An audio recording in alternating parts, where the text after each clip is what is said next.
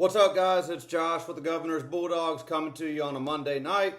It's about 5 o'clock. This is like my fifth try trying to make this video. I just went for 20 minutes and the video, I don't know, won't load or disappeared. So anyways, wanted to come talk to you guys a little bit about the Georgia Ole Miss game, the rest of the playoff games, the health of Georgia's players, talk about the players that got in trouble, and just kind of talk about Georgia's path going forward in some of these other games. Another thing I wanted to talk to you guys about, thank you to everybody that has subscribed on the channel this year. Since the last Ole Miss video that I put out, we have reached 500 subscribers between that last video and now. I think right now we're at 760 subscribers. So thank you guys to everybody that watches, everybody that subscribed. Really means a lot. I remember at the beginning of this year, I was sitting in my little office at work around all my coworkers, and we were talking, and they were like, "Hey, what are you doing on Saturday?" And I was like, "The same thing I do every Saturday, watching Georgia and then doing YouTube." And they were like, "How many subscribers do you have?" And I was like, "I got 33. And everybody starts laughing, man. I mean, dude, these guys were busted out laughing, damn near in tears, laughing at me that I only had 33 subscribers. And I was like, "Hey, man, like 33 people, that's 33 more than you got." So to get to 500, man, means a lot. And hopefully it keeps going and we get more and more. I saw in the last video and the one before, a couple of people asked about a live stream for the Georgia games. I don't think that's a good idea because I know myself and I know how I get during games. However, if we get 5 or more people that want a live stream for the Georgia Ole Miss game, then I'll do it. I'll set up a camera. I'll do play-by-play and yell at the TV in front of everybody that wants to come and watch it. So if we want to do a live stream, comment below that you want a live stream and we'll set it up. I'll throw the football in the air just like this. We'll talk about the game. You watch me yell at my TV. Watch me yell at Kirby that Chauncey Bowens doesn't get the ball enough. And we'll go from there. Playoff predictions. Let's talk about that. Actually, hold on. Let's stay on the Georgia Ole Miss topic real quick. We got some injury and health news 2 days ago from Georgia practice when the media got let in. If this is breaking news to you and you're getting this news from this channel, then you are way behind. But I'll tell you anyways. Dog Nation, a bunch of other reporters got in, got to film some of the practice. So we've got some updates on some guys injury-wise for Georgia. Chauncey Bowens, healthy. Supposedly 100% healthy. Got some clips of him at practice. He was running the ball, going through drills. Didn't look like he was in pain. We've talked about repeatedly on this channel this year and leading up to this game, if Georgia wants to get to where they want to go, we have to have a healthy, like a truly 100% healthy Chauncey Bowens. Not a Kirby Smart. He's healthy. If he could have won if we needed him. Not a Kirby Smart healthy. Like a sincerely, I can go 4 quarters splitting carries with Nate Frazier against the best teams in football healthy. So we need him, man. Like, we need Chauncey. That's why I put him number 1 on my list. Ethan Barbour practiced. I'm sure he's day-to-day. Sure, he's going to be a game-time decision. He looked good, though. Looks like he's going to be able to go. If you don't know who that is, that's our freshman tight end who got the start against Marshall, got hurt in the Marshall game. Ethan Barbour, number 9, tight end. Looked like a really good, promising player. Colby Young, practice, was not in a black jersey. He was in red. Just like all the other wide receivers, Colby Young was going through drills in the red jersey, going through practice. Looked good as far as I could tell. I'm sure he's going to be day-to-day. Sure, he's going to be a game-time decision. Game time. I mean, it depends on how he feels and how the coaches feel. I wouldn't expect to see much out of Colby Young. That's just my opinion, though. I don't know what's going to happen. But there's no way, in my opinion, that he's going to go from not playing the last, 8 games, and then all of a sudden go in and get the amount of touches that he was getting before he got hurt. So Colby Young, maybe, in my opinion. Game time decision. Drew Bobo, he's going to be out, y'all. Out for the season. That hasn't been released officially yet, but if you make your rounds like I do around the Georgia football podcast world, YouTube world, it ain't hard to find out. Like Drew Bobo's he's not coming back this season. Gabe Harris, this is also just my opinion. Gabe Harris is probably going to be a no. Just based off the way that Glenn Schumann was answering questions, how I think it was Connor Riley asked him like, "Hey, how are you preparing your defense if Gabe can't go?" The answer that Glenn Schumann had prepared and ready to go, it was an answer that was given based off of he had already been preparing like Gabe wasn't going to be able to go. So Gabe Harris dealing with a turf toe, in my opinion, probably going to be a no. We'll see. That's a really tough injury, man. I hate it for him, especially this time of year in the the most crucial game of the season. That's only because it's the next one. I mean, the SEC championship was important too. And then I put a question mark next to Noah Thomas. We never really got a good explanation of what was going on with Noah Thomas the past couple of games, why he wasn't able to play, had zero impact. I heard that it was a back and it was back spasms, but I didn't ever hear anything else on that. And I didn't see him doing a whole lot at practice. So I just put Noah Thomas question mark. If anybody's got an answer on that, let us know. Dontrell Glover. I put will play, maybe won't start. But I definitely expect Dontrell Glover to play. Bo Walker, he probably won't play, but that's not because he got in trouble. That's because he's so far down the depth chart. If he was our starting running back and what transpired at Walmart or whatever it was transpired, he's going to go through Kirby Smart's internal punishment, same as Dontrell Glover, same as everybody else that's been through this as a Georgia player.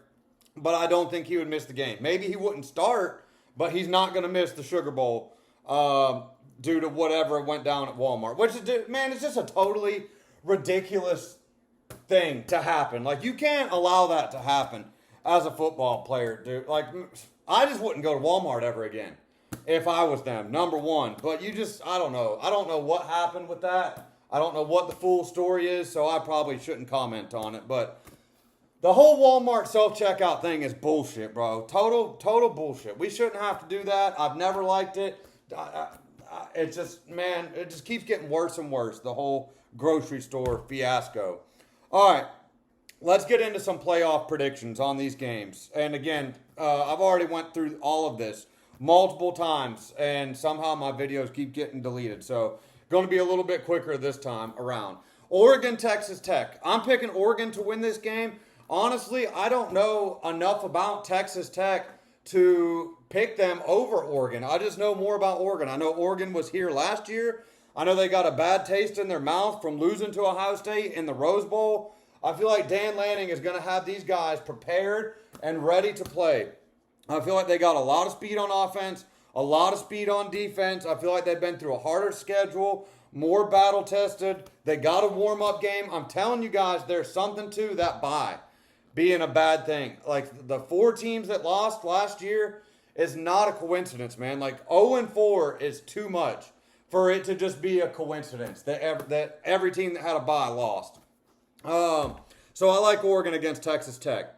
Ohio State versus Miami. Since the last time I came on this channel and made a video for you guys, this is shot up to the second most interesting game for me. And it's because of the way that Miami's defense played against Texas A&M. Based off of how Ohio State looked in the Big Ten championship game, and how their offensive line looked, and how Julian Sayin looked when he was under pressure, and the pressures that Ohio State's offensive line gave up to Indiana, lets me know there are going to be opportunities for Miami's defense to take over this game. If Miami's defense can replicate what Indiana did and shut down Ohio State's offense, then it becomes a battle of who can run the ball. And we saw Miami was able to get a little bit of run game going against Texas A&M. Ohio State, not so much against Indiana. I think Miami's defense has got the players, has got the talent, has got the scheme to be able to make this a game against Ohio State. And I didn't think that. Prior to the Big Ten Championship, I would not have thought that. But I don't think Ohio State is as good as everyone said that they've been all season long. Especially after that Big Ten Championship game and watching how Indiana was able to put clamps on those Ohio State wide receivers for the most part, able to contain the run game, and the offensive line giving up pressures, and the way Julian Sayin looked once he got pressure.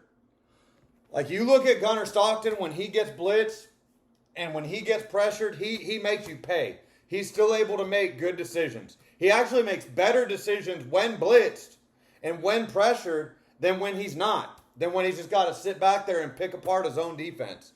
Julian Sayin looked like a deer in headlights when he got pressure in that Big Ten Championship game. And Miami's two edge rushers, two of the most talented edge guys in the country that can get after the quarterback.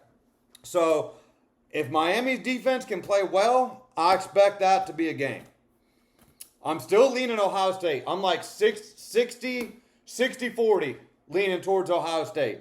So, I'm picking Ohio State to win that game, but it sure has gotten a lot closer than I would have anticipated. Alabama versus Indiana.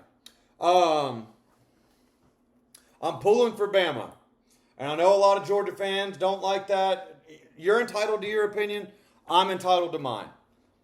I hate the Big Ten. I hate every other conference that's not the SEC running their mouth, talking shit about how overrated the SEC is when they have no idea, no comprehension of how difficult it is to make it through an SEC schedule. And the amount of injuries, bumps, bruises, being banged up, players in and out of the lineup all season long. These other conferences cannot even comprehend that. And I can't freaking stand the Big Ten right now. I hate them. Like, I despise Big Ten football. Everything about it right now. So I'm pulling for Bama. However, Indiana has played more sound, solid, consistent football this season on all three phases than Alabama. So while I will be rooting for Alabama to win the game and upset Indiana, I cannot pick Bama to beat Indiana. Like, if I had to, whenever I'm doing this, I always say, Josh, if you had to bet your entire bank account on which of these two teams is going to win this game, who do you think's going to win? You know, you get it right, your bank account doubles. You get it wrong, then you lose everything. I would pick Indiana. I just think Indiana has given me more ground to stand on in that pick than Alabama. Alabama's looked good at times this season, but they just haven't been as consistent, and they have no run game. And their kicker is god-awful. So I'm going to pick Indiana on that one. Georgia, Ole Miss. I'm picking the Dogs. I'm picking the Dogs confidently. I'm picking the Dogs by 10 or better. And I'll tell you why. Georgia's able to run the ball. Georgia's able to stop the run. Ole Miss is not able to run the ball, and they weren't able to stop Georgia's run. I don't think that changes. Also, I think that Georgia's defense has gotten light years better than they were the first time this game was played. The first time this game was played, DeMello Jones wasn't the player that he is now. He was coming into his own, but he's improved. I think Georgia's secondary as a whole has improved. We're playing a lot more man-to-man coverage now than we were at the beginning of that Ole Miss game. A lot of the plays that we gave up to Ole Miss was we were sitting back in a soft, way too soft, 7 to 12 yards off the ball, zone coverage, allowing their receivers to make the catch. And then we would miss tackles, and they were able to get upfield, make up a whole lot of ground, and make plays. They weren't beating us deep over the top or anything like that, like Tennessee was. It was the missed tackles and the soft zone coverage that killed us in the first Ole Miss game. I don't expect that to happen again. Like, I expect Georgia's defense to put clamps on these boys in this one. Like, if Ole Miss can't run the ball, this game's over. Like, I'll know right away in this game, if Ole Miss is not able to run the ball and abandons the run game, it's over. Georgia's going to dominate this game. I Man, I just think our cornerbacks have improved so much. DeMello Jones and I can't even think of his name right now. Number one, Ellis Robinson, the third. Who was it? Dalen Everett is the one that missed that tackle. The first play coming out of the second half. He was backed up 13 yards off the line of scrimmage. Lane Kiffin lets Ole Miss's quarterback know, hey, throw it right here. You got a big 12-yard bubble right here. Ole Miss's receiver makes the catch. Dalen Everett's so far away he can't do anything. The Ole Miss receiver puts a little move on him. Dalen Everett's ankles get broke, and Ole Miss is off to the races for a 75-yard touchdown. It was missed tackles by Georgia that killed us in that first game. Other than that, we played pretty good defense against them, and we have much improved since then. Our getting after the passer, much better. Our pass rush is much improved. Our corners, much improved. Our blitz schemes, much improved. Playing man coverage, much improved. We were doing a good job of stopping the run in this first game. So, I think Georgia's going to be fine. Like we've talked about all season on this channel, going all the way back to February, right after Georgia lost to Notre Dame in the Sugar Bowl last year. I did a video talking about this season, and I said in that video, the 2025 Georgia Bulldogs are going to go as far as their offensive line carries them. This team, this season is going to go how the offensive line goes. If the offensive line is able to play bully ball and we're able to run the ball in these next 3 games and knock the defensive line back 3 yards off the line of scrimmage and Georgia's able to run it for 200 yards a game from here on out, Georgia's going to win a national championship. If we're not able to do that and we've got to rely on Gunnar Stockton, then it's a toss-up. Then we'll have to see what happens. We'll have to see how Gunnar plays. We'll have to see how the receivers play. We'll have to see if the defense can cause some turnovers, make some plays, how the special teams does. We can't give up any special teams errors going forward in this playoff. Can't do it. We've got to be better on special teams in every single game for the next 3 games, especially this Ole Miss game. I think this Ole Miss game is a tougher game than the next one. I think Georgia's going to beat Ole Miss, but I don't think it's a guarantee. And then when we go play Ohio State or Miami, I think this first game's a tougher game than that. I don't think Ohio State is that damn good. I really don't. I think they're good, but they're not what they were last year. No, not within a mile of it. Absolutely not. Absolutely not. Running the ball, receiver play, nothing. Quarterback, defense, no. I don't believe it. I don't believe it. They have not looked as good as they looked last year. And we'll have to see what Ryan Day does. I think Ryan Day is one of the top coaches in the country. I don't think he's the top coach. But he's had some massive letdowns in his career with a lot of talent. So we'll have to see how he does, how he responds in this playoff.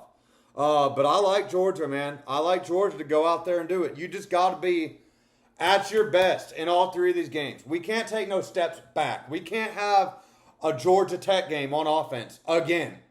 We can't have a first half Auburn again, which I don't expect us to because the health of the offensive line has so much improved since the first half of the Auburn game. But we've got to be going forward and improving. Hopefully that's what Georgia did with this long layoff. The long layoff terrifies me. Honestly, that's the biggest thing I'm concerned about is the long layoff. And how are we going to look coming out in this game? We've got to be prepared. We've got to be sharp. We've got to be fast. We've got to be crisp from the jump. Ole Miss had time to prepare and beat the absolute hell out of an inferior Tulane team at home while we sat at home. So, I just think there's too much to that 0-4 thing with the teams with the byes. Last season, 0-4 is too much for it to be coincidence. There's something to that. So we'll see what happens. But I like Georgia against Ole Miss. I'm feeling confident about it. The closer it gets to the game, the more confident I feel. Can't wait to watch this stuff, man. I'm sitting here chomping at the bit. Cannot wait to watch the Dogs go play. And I can't wait to watch the rest of these college football playoff games as well. So I'm really looking forward to it. Thank you guys for watching. Thank you guys for subscribing. Let me know about the live stream, and I'll definitely be back with another video leading up to the Georgia Ole Miss game. Appreciate y'all, and go Dogs.